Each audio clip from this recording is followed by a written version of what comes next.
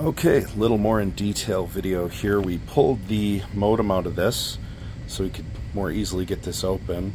I was going to just throw an IDE video card in, but for whatever reason I can't find one. So I had to lift the whole motherboard. I put a little cable underneath here just to prevent any accidental shorts. We found these PS2 ports. I do have my USB mouse plugged in just because I just want to see if this will even work. I've also noticed that there's a couple of other ports on the back here that aren't labeled on the board, but they are the microphone and audio port, so nothing real spectacular there, but I wanted to mention it. Was able to get the CD installed again, had to move a little wire around, but hoping that with the PS2 keyboard, ideally we'll be able to get this thing booted up, get the monitor and mouse either installed or at least get it to where I can navigate to start the CD hardware adding process, upgrade this to Windows 98 2nd Edition, and at that point, cross our fingers that this will auto read and we have a good working Windows 98 system. Everything else about this is great. The Maxtor hard drive is good size. It's got expansion capability for extra RAM. It's a 300 megahertz processor, but it's not completely out of the realm of use. So I think this would be a nice little retro gaming rig for Doom or Quake or whatever. I'm just hoping we can get it working because this one is a multimedia thing. Now begs the question, what were they thinking when they put this little faceplate on? This is like super bonded to the back of the case. So this is added after this was produced, and this motherboard is designed to have both USB and PS2 options. So really all Acer was doing by designing this case this way is screwing you out of your PS2 ports. So if you didn't buy their whole package with the monitor, keyboard, mouse, all USB, you kind of got basically screwed because you ended up with this, package you couldn't even use. You had to have the proprietary stuff that was pre-installed with drivers, or you had to do what I did and basically perform surgery and get the board out. So, yes, alright, I can confirm the PS2 keyboard is working, so we're going to go ahead and okay, it's probably not going to find a driver. Okay, well I found one for the monitor, so we're going to start there. Perfect. Microsoft 3-button mouse. Perfect.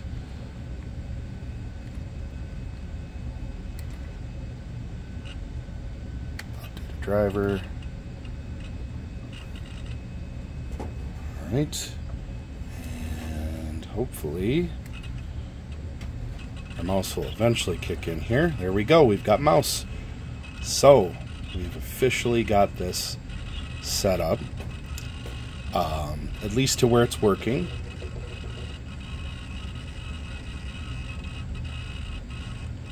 You can see it's got some old Disney program on it. They used to have a printer, I guess. Whoever had this before, many moons ago. Okay, the next thing we want to do here is I want to add the CD drive. Why it's not already added just kind of blows my mind. So let's go add new hardware.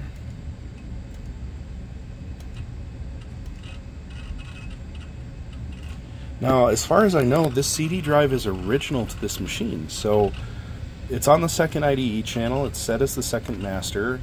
It shows up in the BIOS, but for whatever reason does not show up in Windows here. So hopefully it detects it and we can get it installed so we can get this updated to 98 2nd Edition. It's just odd. I don't know how that fell off, or perhaps somebody a while back decided to swap the CD drives and just never finished installing it. In the meantime here, looks like we've got Internet Explorer, so this was online at one point. Let's see here. What I want to check is in Windows Explorer. Let's just see what size hard drive this thing's cooking with.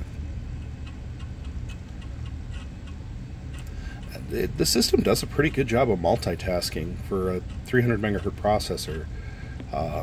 That's just how resource efficient Windows 98 was.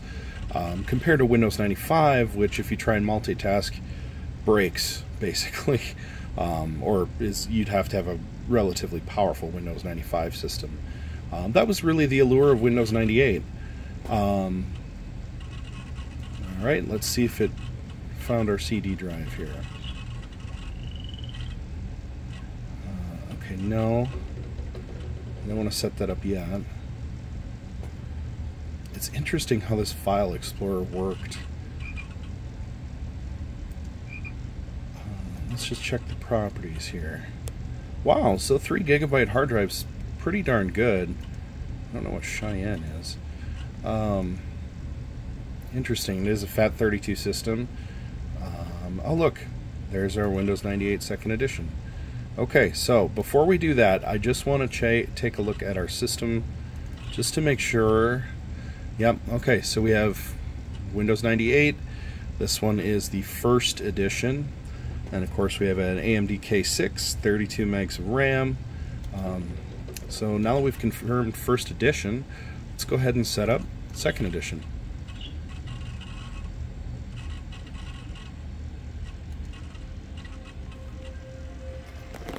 Now, I did want to point out, again on this machine, it's got this internal speaker. And it's got surprisingly good sound. I'm really thrilled by it. I know it's something totally bizarre to get excited about. But honestly, I gotta be frank, it's really cool to have a built-in speaker. Once we get second edition running on this machine, I'd really love to throw Warcraft 2 on this. And just see, you know, this monitor's got the extra speaker on it.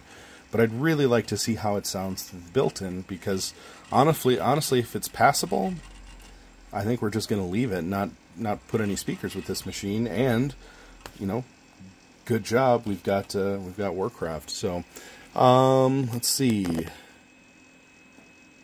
Okay. Yep, we're just going to continue. I don't know what all these goofy jungle sounds are on this. Shtick, I guess, for Windows 98. For those of you who weren't around for these 90s Windows versions, there was a lot of shtick. It was just a lot of funny, goofy stuff they tried to pack in these, just to be attractive. I mean, there was actually competition back then for operating system. Not a ton, but you know, I think it was something that Microsoft wanted to do, set themselves apart, and in a lot of ways it was kitschy and fun, and I think even if they'd have left it off, they'd still be cornering the market on operating system these days.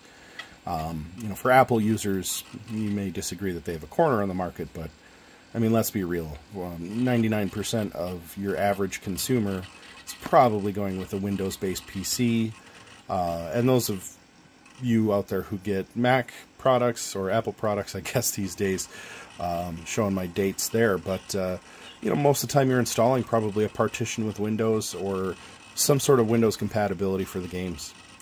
And I think that's just important to remember, is that why Windows really kind of won the war between PC and Mac was the games. And that's why I'm reviving this system, is for the games of the era. I mean, if you've ever played Lego Island on a Windows 98 PC, it's definitely better than it was on Windows 95. But yeah, so looks like we're kind of rolling through here, getting things set up and moving. So again, it's just bizarre. Acer, I don't know why the choice was made to use a motherboard that has PS2 capability and then just take that away from the consumer. Again, gimmick, shtick, whatever it was, to try and sell machines. Probably as a package, I'm guessing. But yeah, it should be moving us back into our setup here, if I'm not mistaken anyway. I remember, again, everything took a lot longer in the mid to late 90s to run, so it would not surprise me if this takes a good amount of time here. We're going to go ahead and just let it think, and then as we get back into it, we'll pick this video back up. Alright, so after a little trial and error there, for some reason the disc was showing up as an audio disc, so I actually had to reinsert the disk to get this to launch again. But it does appear that now things are running smoothly, and I'm not going to make a 40-minute video watching Windows 98 setup. I'm sure you guys are thrilled to see 2nd edition getting installed, but I really don't know that anybody is going to spend 40 minutes listening to me ramble on while Windows 98 2nd edition runs its setup wizard. So with that, I really appreciate you guys hanging with me. I love the feedback we got on the Acer short, where you guys gave me some ideas of what I could do to get this rolling and moving. Luckily, we don't have to blow this up. We don't have to set it on fire or send it out to sea or back to the recycler. This one is going to be a living, breathing Windows 98 2nd edition machine. We're going to play some games on this. The thing's going to be really cool. So I do appreciate everybody's time. Again, if you wouldn't mind hitting that subscribe button, really does mean a lot to me. It means I can continue producing great content for you guys, or mediocre content, or okay content, if that's what you prefer to call it. Definitely hope to have some more interesting stuff in the future, running some games on some of these machines. And of course, you know, you've got multiple computers, I've got a Switch. We're definitely going to run a LAN party with these at some point in the future. So if you want to stay tuned for that, hit that subscribe button. Hit that share button too. Invite your friends, anybody in the retro gaming or retro computer community would like this channel. I certainly intend on delivering constant content so you guys aren't bored as often as possible, and as soon as I get more PCs, we'll be taking even more apart. So thanks again for your time. Have a great weekend.